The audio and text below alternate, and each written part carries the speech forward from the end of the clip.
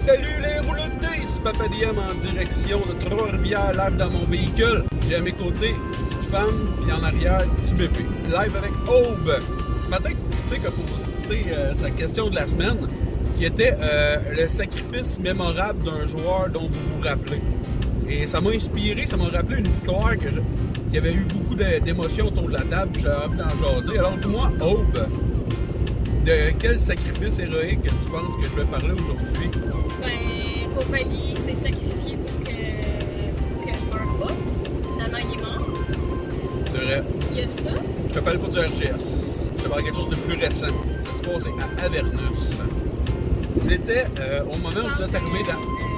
Vas-y, dis-le. J'ai un blanc, ce sont d'autres personnes. Lulu. C'est ça, ok. Et Christophe, ouais. Ça a été quand même un beau sacrifice, je trouve. Ça a été le plus gros, j'ai été témoin. Ouais. Ça s'est passé à Avernus. Il était dans le garage de Mad Maggie. Je ne ferai pas tout le bout que je dis que je lis les livres, que je transforme tout. Là, je pense que... Voilà. Il était dans le garage de Mad Maggie et il jouait la course.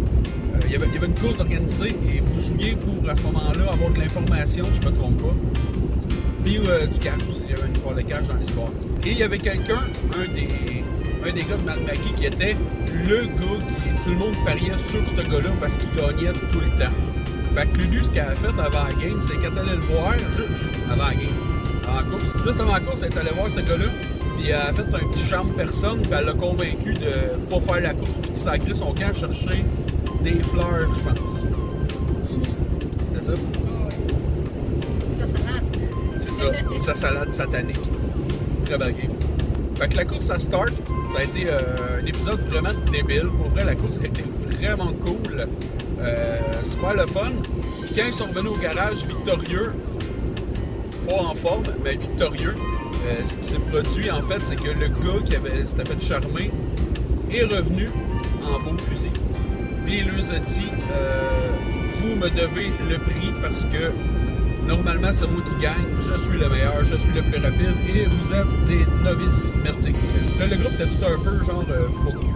Et là, lui, il en voulait vraiment beaucoup à Lulu, parce que c'était elle qui l'avait dit se tasser, mais Lulu, c'était une gnome. Fait que, elle était pas équipée pour faire face à ce gars-là.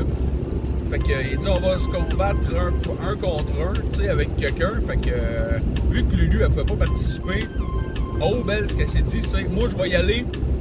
Puis elle a lancé le défi, elle a dit, gars, moi je vais me battre avec toi, puis je vais défendre l'honneur de Lulu. Tu sais? Fait que, comme c'était dans le garage de Mad Maggie, elle a dit, écoutez, on y va, mais c'est loyal. Je veux pas de coups bas, je veux pas d'armes cachées. Choisissez votre arme, puis on se pète pas la tête ces chars qui traînent tout le tour. Fait que tout le monde est bien d'accord. Moi, là, j'avais prévu ce combat-là pour être le groupe au complet contre ce gars-là. Tu sais, je l'avais monté assez hot. Mais oh, ben, elle voulait défendre Lulu, puis le groupe a pas compris ça de même. Fait que je me suis dit, on va laisser aller, on va voir ce qui va arriver. Tu peux bien rire, toi. Fait que voilà, Aube s'est fait péter à la gueule. Violent. Inconsciente. Fait que du coup, son ami, c'était quoi John, le nom du personnage de la fille que je vais pas nommer? Meredith. On va l'appeler Meredith pour aujourd'hui, ça va être bon de moi. Quand Aube est tombée, elle est allée quitte au double. Elle dit, regarde, moi je me pogne avec toi, puis si je réussis à te donner, ben on est quitte, puis si tu me donnes, ben t'as tout le cash qu'on vient de gagner. En plus, tu gagnes tout mon équipement. C'était tous nos équipements d'ailleurs qui gagnaient, c'était pas juste celle de Meredith. C'est tout l'équipement de tout le monde. Lui, il dit oui, tu sais. Puis moi, ben, elle avait pas peur qu'il pète la gueule. Ben, en tout cas, ça arrive tant mieux, mais tu sais, vous avez été fait pour. Le gars t'a fait péter la gueule à la team au complet, tu sais. Fait que j'avais pas trop la chienne. Fait que Meredith, elle se pointe contre ce gros tough-là. Elle était prête à se faire sacrer une volée à peu près. Mais elle avait caché des arbalètes dans ses culottes. Puis pendant le combat, le gars l'a désarmé, a sorti ses arbalètes puis a tiré dessus. Et Mad Maggie avait spécifié qu'elle voulait pas de coups bas, qu'elle voulait pas ce genre de truc-là.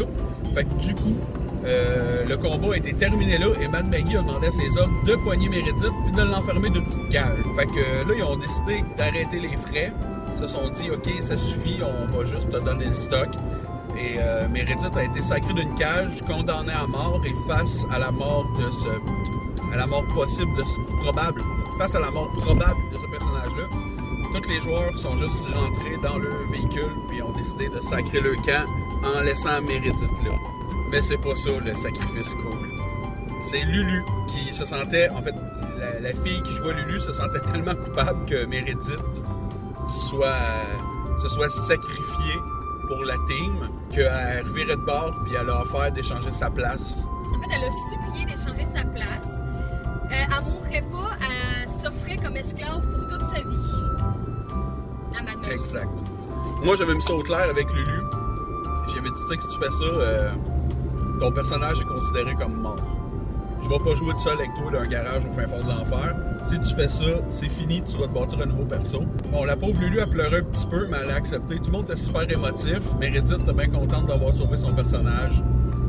Tu veux raconter la fin de ça? Attends, j'y arrive, là. Fait que Lulu est retournée là. Le groupe a récupéré leur équipement. Puis Lulu, ben, elle s'est fait enchaîner pour travailler forcé dans ce garage-là pour le restant de sa vie. Puis la team, ben triste, a repris la route pour poursuivre le reste de la quest. Donc, premier truc que je veux dire, c'est que ce qui est vrai. Ouais, tu t'en disais quoi? J'ai spécifié que Meredith avait l'air vraiment, mais vraiment mal, mais plus que tout le monde, tu sais, plus que le reste. Elle se sentait vraiment mal parce que ce que moi et Meredith, on savait, mais que le reste de l'équipe savait pas, c'est que Meredith, en fait, c'était une traite depuis le début. Elle jouait son personnage bien, tout allait bien, tout était cool. Je savais qu'à la fin, quand il arriverait face à Zariel, elle se revirait de bord, elle mettait un genou à terre, puis elle voulait peut-être y aller à l'équipe. Ouais. Fait qu'elle filait d'autant plus cheap. Mais bon, moi je trouvais ça quand même un beau moment de game. On a fini la game, puis juste à la fin de tout, quand tout a été closé, que tout à coup, excusez gang, juste donner une cinématique.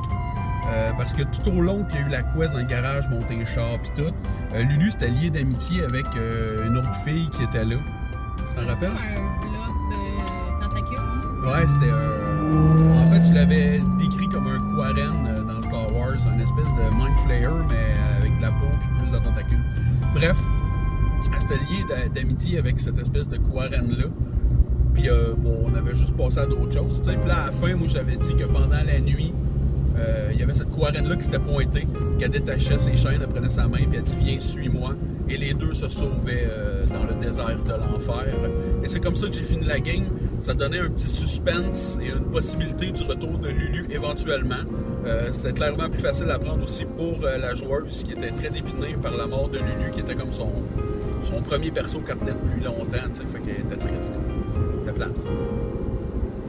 Fait que voilà, c'est tout ce que j'ai à dire. Quelque chose à ajouter? Oh! Non, ok. Bon ben, voilà. Je vous souhaite une belle journée, gang de roulette de dés. Bye bye. Bye bye. Ciao.